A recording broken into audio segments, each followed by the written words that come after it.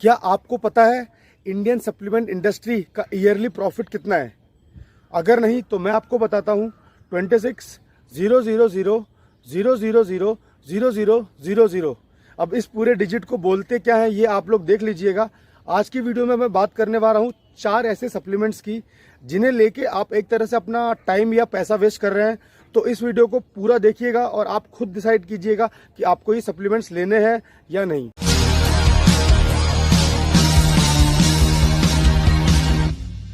कैसे हो दोस्तों, मैं हूं विनय। एक बार फिर स्वागत है आपका मेरे चैनल मसल एंड न्यूट्रिशन में। अगर अभी तक चैनल सब्सक्राइब नहीं किया तो प्लीज़ जाके पहले चैनल को सब्सक्राइब कर लो इसी तरह के फिटनेस कंटेंट के लिए, और साथ में बेल बटन दबाना मत भूलना ताकि आपको रेगुलर नोटिफिकेशंस भी आती रहें। सो फ्रेंड्स, अभी जनरल पॉपुलेशन में या फिर एथलीट्स में स्पोर्ट्स सप्लीमेंट्स को लेके ज़्यादा अवेयरनेस नहीं है। आज मैं इस वीडियो के माध्यम से अवेयरनेस क्रिएट करने की कोशिश कर रहा हूँ।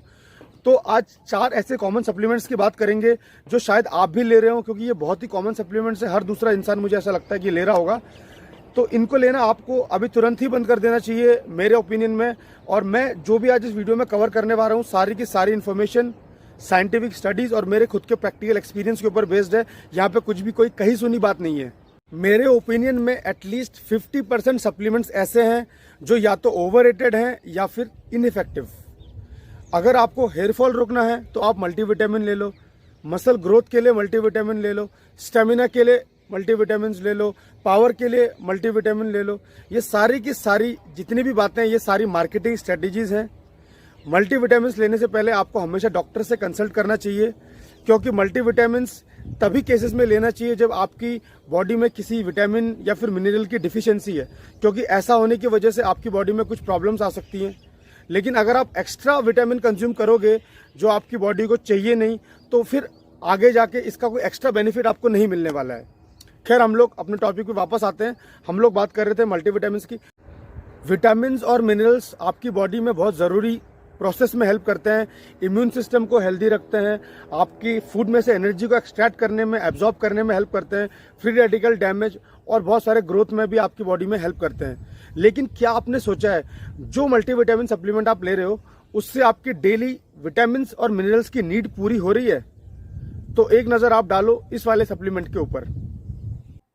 विटामिन सी यहाँ पे सिर्फ 40 mg है, जबकि आपको 500 mg चाहिए। विटामिन ई यहाँ पे सिर्फ 8 mg है, आपको 400 mg चाहिए। कैल्शियम तो यहाँ पे है ही नहीं, और आपको एटलीस्ट 500 mg डेली कैल्शियम चाहिए अगर आप एक्सरसाइज कर रहे हो तो।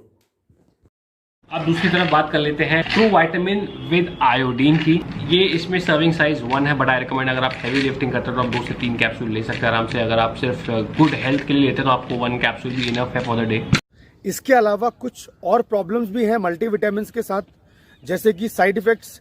कुछ केसेस में साइड इफेक्ट्स भी हो सकता है, और मेन प्रॉब्लम है एब्जॉर्प्शन का। कैल्शियम और जिंक, ये 2 मिनरल्स जो हैं आपके मल्टीविटामिन टैबलेट में होंगे। जो जिंक है वो कैल्शियम के एब्जॉर्प्शन में प्रॉब्लम क्रिएट करता है। इसीलिए मैं आपको सजेस्ट करूंगा ग्रीन लीफी वेजिटेबल्स, फ्रूट्स, आप नेचुरल डाइट से अपने विटामिन और मिनरल्स पे फोकस करो। अलग से सिंथेटिक फॉर्म लेने की कोई ज़रूरत नहीं है। लेकिन अगर आप चाहते ही हो कि आपको एक सिंथेटिक फॉर्म में विटामिन अलग से लेना है तो आप अलग अलग विटामिन और मिनरल्स ले सकते हो। जैसे कि मिनरल्स के लिए एंटीऑक्सीडेंट कैप्सूल आप ले सकते हो, और विटामिन के लिए विटामिन सी के लिए सेलिन, विटामिन ई के लिए एवियन, कैल्शियम के लिए सिपकैल। ऐसे सप्लीमेंट्स आप अलग अलग तरह से ले सकते हो।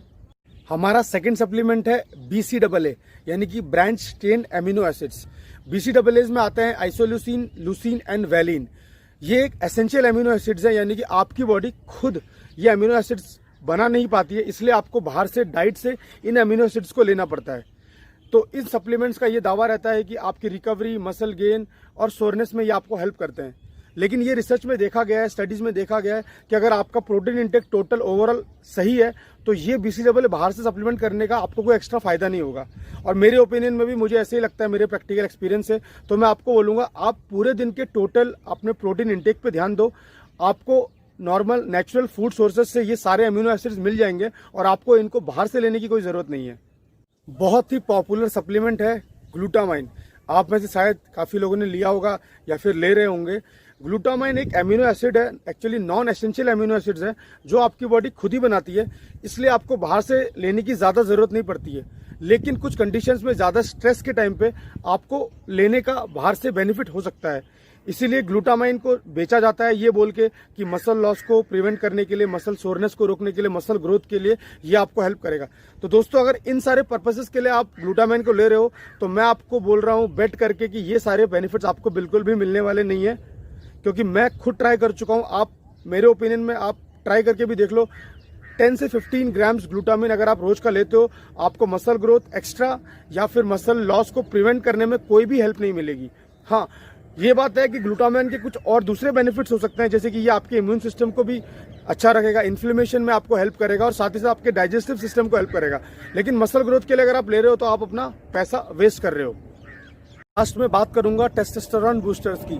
टेस्टोस्टेरोन बूस्टर्स का ये क्लेम रहता है कि ये आपके muscle mass, strength, power, stamina को इंक्रीज करेंगे, क्योंकि ये आपके ओवरऑल और फ्री टेस्टोस्टेरोन को इंक्रीज करते हैं।